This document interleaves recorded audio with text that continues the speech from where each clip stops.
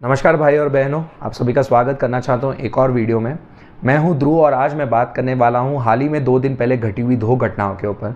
यह घटना से काफ़ी ज़्यादा पॉसिबिलिटीज़ खुलती हैं कुछ रेलवेज़ के कुछ प्रोसेस के लूप होल्स के ऊपर और कुछ लोगों के सिविक सेंस के जो उस जोन में घटी हुई इस घटना में। पहली घटना में तो चलिए टेक्निकल डिफ़िकल्टी की वजह से ये घटना घटी है, बट जो दूसरी घटना मैं आप लोगों को बताने जा रहा हूँ उसमें लोग भी जिम्मेदार हैं और रेलवेज़ की कुछ लूप होल्स की वजह से ये घटना घटी है जिसमें रेलवेज़ को और ध्यान देना चाहिए। इसके वजह से ये घटना जो है घटी है। ऐसी ही वीडियोज़ के अपडेट्स के लिए लाइक शेयर सब्सक्राइब करना ना भूलें और बेल आइकन को दबा दीजिए ताकि नोटिफिकेशंस जो है आपको मिलती रहेंगी। सो अब बात करते हैं जो 2 घटना घटी हैं वो घटना क्या है। घटना क्रमांक 1 के बारे में आप लोगों को बताना चाहता हूँ। चलते हैं हम लोग जाजपुर रेलवे स्टेशन पे इसको समझने के लिए।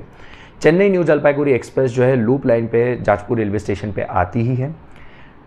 अब ये होता कैसे है इसके बारे में आप लोगों को मैं बताता हूँ, पर जब ये लूप लाइन पे जाती है तो इसके 2 कोच जो हैं एक माइनर डिरेलमेंट जो है वो फेस करते हैं। इसके 2 कोच जो हैं वो डिरेल हो जाती है। अभी डिरेल होती कैसी हैं मैं आप लोगों को बताना चाहता हूँ। जो मेन लाइन की स्पीड है, चलिए फुल स्पीड स्किप मारती है तो वहाँ पे 120, 110, 130 का जो स्पीड लिमिट है वो तो है ही, पर जब लूप लाइन पे कोई ट्रेन जाती है तो 20 से 30 किलोमीटर पर आवर का स्पीड लिमिट है। तो एक प्रोमिनेंट एडवांटेज ये हो जाता है कि इसके बोलते हेतु कोई भी यात्रीगण को चोट नहीं पहुंचती है, किसी की जान नहीं जाती है, किसी को कोई माइनर इंजरी भी जो है वो नहीं होता है। इसमें बस ये इंजरी का कॉज जो है मैं आप लोगों को बताना चाहता हूँ। ये होता कैसे है, जब ट्रैक चेंज होती है मेन लाइन से तो यहाँ पे होता है ऐसा है कि जो आपका ट्रैक चेंजिंग के टाइम पे जो गैप जो है वो ज़्यादा हो जाता है, जिसके चलते हेतु जो है ये 2 कोचेज़ जो हैं जो डिरेल हो जाती है। अब इस केस में नॉर्मली डिरेलमेंट को कैसे डील किया जाता है कि जो कोचेज़ हैं उसको वापस उनके ट्रैक्स पे जो लगाया जाता है, ट्रेन को थोड़ी देर वहाँ पर रोका जाता है to check for other technical faults. मान के चलिए डिरेल हुआ, बोगी को कुछ हो गया क्या, कोच के जो टेक्निकल चीज़ें नीचे उनको कुछ डैमेज हुआ है क्या, उन चीज़ों को आफ्टर प्रॉपर चेक्स उसको जो है अपने आगे की जर्नी के लिए जो है रवाना किया जाता है। तो ये था एक छोटा सा माइनर इंसिडेंट जो जाजपुर रेलवे स्टेशन पे जो है हमें देखने मिलता है। बात करना चाहूँगा अब मैं दूसरे इंसिडेंट के ऊपर जिसके वजह से मैं कह रहा हूँ कि कुछ लोगों में सिविक सेंस आनी चाहिए। और वहाँ पे स्पेशली जो कर्मचारी हैं, स्पेशली जो आरपीएफ हैं, उन्होंने पता नहीं मुंह बंद और आंख में पट्टी लगा के क्यों रखा है जब ऐसी घटना उनके आंखों के सामने जो है वो घटती है। अब मैंने क्यों कहा मैं आप लोगों को बताता हूँ। पहाड़पुर नाम का रेलवे स्टेशन है। पहाड़पुर जो स्टेशन है, वैसे मैं आप लोगों को बता दूं, उस स्टेशन से होती हुई सबसे प्रीमियम गाड़ियां हावड़ा राजधानी वाया गया हो गई, आपकी पुरुषोत्तम एक्सप्रेस हो गई, आदि बहुत सारी ट्रेनें जो हैं गया से दीनदयाल उपाध्याय वाली लाइन में जो कनेक्ट करने वाली जो सेक्शन है उस सेक्शन में लाए करने वाली आपकी ये पहाड़पुर रेलवे स्टेशन है। अब होता क्या है पहाड़पुर रेलवे स्टेशन पे। पहाड़पुर रेलवे स्टेशन के पहले आता है आपका सबसे प्रचलित गुजंडी घाट्स। गुजंडी घाट्स काफ़ी फेमस है आपके टिम्बर के वेजिटेशन और सीनरीज के लिए। टिम्बर का प्रोडक्शन जो है काफ़ी ज़्यादा होता है। होता है ऐसा है कि एक मीमू ट्रेन है जिसका हॉल्ट होता है पहाड़पुर पे, उसमें ऑन बोर्ड है बहुत सारे लेबर्स जो टिम्बर को भारी मात्रा में काट के जो है वो लेके आते हैं। अब इसको जब टिम्बर को काट के लेके आते हैं तो धीरे धीरे करके जो टिम्बर है ऑलरेडी ट्रैक्स पे बिछी होती है, तो ये लोग अपने जो टिम्बर है उसको लेके आ जाते हैं और वो जो मेन लाइन है, मेन लाइन के ठीक बगल रखते हैं। तो पहाड़पुर का कॉन्फ़िगरेशन ऐसा है कि ट्रेन यहाँ पे है मेन लाइन पे और यहाँ एक और मेन लाइन है जहाँ से डाउन सर्विस जो जा रही है। अगर पहाड़पुर अप लाइन में जा रही है तो डाउन लाइन है, उसके बीच में टिम्बर के लॉग्स, ऐसा नहीं 2-3 टुकड़े, गुच्छे जो हैं वहाँ पे रखे जाते हैं। अब होता है ऐसा है कि लेबर्स जो हैं जैसे ही मीमो आर के रुकती है सब लोग अनलोड कर लेते हैं। एक तो सबसे बड़ा नियम का उल्लंघन, उतरते ही ट्रेसपासिंग, मेन लाइन के माध्यम से ट्रैक को जो है क्रॉस कर देते हैं और फिर प्लेटफॉर्म पर चढ़ जाते हैं।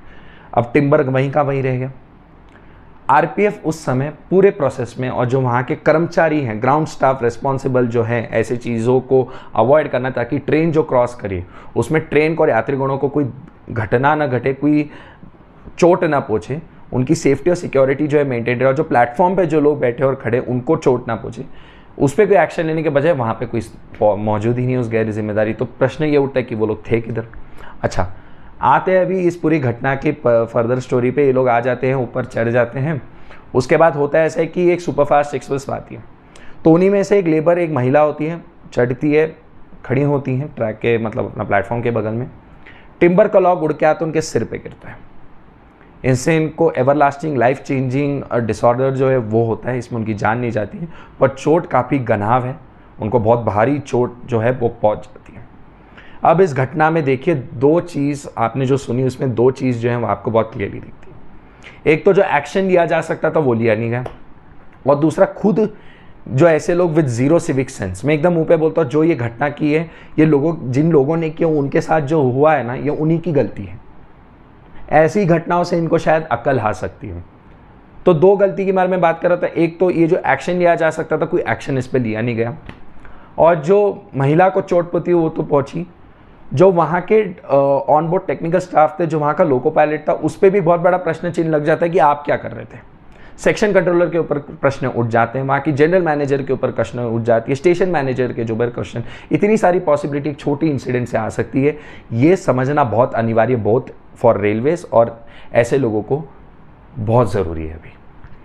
अब होता है ऐसा है कि इसमें अब बात करते हैं हम लोग जो महिला है उसकी चोट के बारे में। चोट काफ़ी घनाव होता है। अब स्टेशंस में नॉर्मली आपको प्रॉपर मेडिकेशन फर्स्ट एड जो है वो प्रोवाइड किया जाता है। मुझे पता नहीं अभी वो प्रोवाइड हुआ है कि नहीं, बट आई एम अज्यूमिंग कि वो प्रोवाइड किया जाता है। बट कुछ लोग इस चीज़ में और क्या करते हैं मैं आप लोगों को बताता हूँ। अब रेलवेज पूरा सरकार देखती है, अब चोट पहुँची इनको, तो ऐसे ही लोग आगे चल के क्या करते हैं पता है। मैं ये नहीं कह रहा हूँ कि ये महिला ने ये चीज़ की है, बट बहुत सारे लोग इस चीज़ का फिर दुरुपयोग करके उसका गलत इस्तेमाल करते हैं। बोलना शुरू कर देंगे हमें कॉम्पनसेशन दे दो, हमें चोट पहुंच गई। रेलवेज ने इसके ऊपर भी कुछ रूल नहीं लाया। अब ये सब घटना का कंक्लूजन क्या है? कंक्लूजन पहले रेलवेज के पॉइंट ऑफ व्यू से बोलूँगा, लोगों के पॉइंट ऑफ व्यू से बोलूँगा, और रूल्स के बारे में बोलूँगा। तो सबसे पहले तो रेलवेज के पॉइंट ऑफ व्यू से क्या होना चाहिए, अगर पहाड़पुर जैसा कोई परिस्थिति आ जाती है, या तो स्टेशन मैनेजर जो है कंट्रोल रूम पे इस चीज़ को रिपोर्ट कर सकता है। कंट्रोल रूम फिर जो सिग्नलिंग डिपार्टमेंट के माध्यम से लोको पायलट के साथ कम्युनिकेट जो है वो कर सकता है। होम सिग्नल के 2 सिग्नल पे या होम सिग्नल पे ट्रेन को रुकाया जा सकता था। ये टिम्बर जो है उसको हटा दिया जा सकता था। एक बार टिम्बर हटते हेतु ट्रेन को जो है अपने आगे की जर्नी में बढ़ाया जा सकता था। इससे कितनी सारी पॉसिबिलिटीज़ घटना की कम हो सकती है। इसमें ना किसी कर्मचारी पे प्रश्न चिन्ह लगता है, ना किसी को चोट पहुँचती है। यात्रीगण अपना आराम से जो जर्नी है वो भी एंजॉय कर सकते हैं, और ट्रेन भी जो है वो ऑन टाइम आगे चल के उस सेक्शन पे जो है वो अपने रेलवे जर्नीज को जो है वो कंटिन्यू कर सकती है। मेरा पॉइंट कहने का ये है कि यहाँ पे clear communication internally through the signalling department, control department, loco pilots को, स्टेशन मैनेजर्स और उनके जनरल मैनेजर्स और DRM ऑफिस जो हैं, जनरल मैनेजर ऑफिस और DRM ऑफिस जो हैं, उनके माध्यम से इनको संकेत दिया जा सकता था। तो ये एक उचित कदम मुझे लगता है कि मिल सकता है। ये इसका सॉल्यूशन है एक घटना क्रमांक 2 का।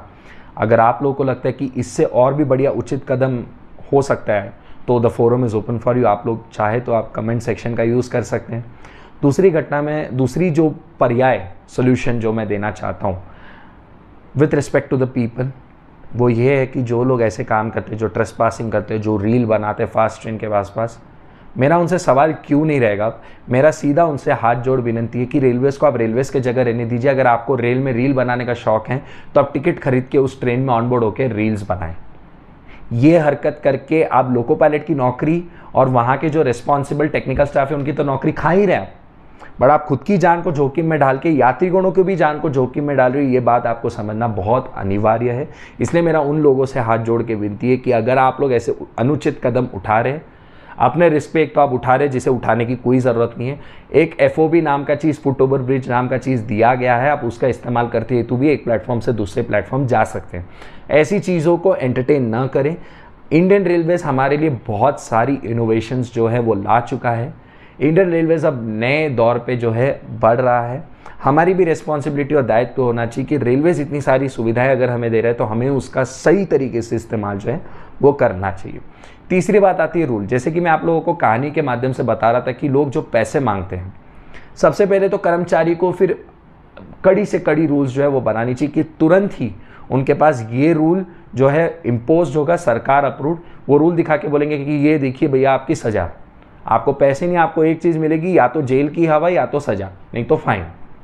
सख्त से सख्त कार्यवाही जो है इस चीज़ पे की जानी चाहिए। तो ये 3 सॉल्यूशन इस प्रॉब्लम का हो सकता है। अब रेलवेज़ देखते हैं ऐसी सिचुएशंस को, ऐसी बहुत सारी घटनाएं हुई हैं।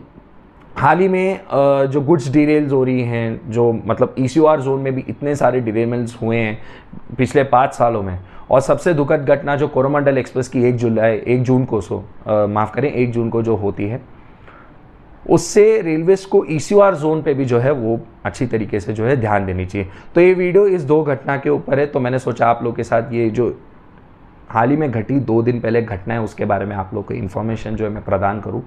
अब देखते हैं रेलवेज़ इसके ऊपर क्या एक्शन लेती हैं, कैसे इस चीज़ में बदलाव लाती है।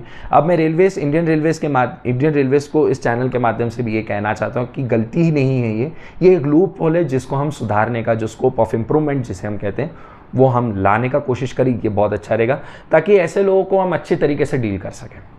और बहुत सारे कमेंट्स में लोग आएंगे फिर बोलेंगे आप लोगों को क्यों क्रिटिसाइज़ करें। द जवाब इस, अगर आप दुरुपयोग करोगे इंडियन रेलवेज़ का तो भैया मेरा काम है बोलना, वो तो मैं बोलूँगा ही।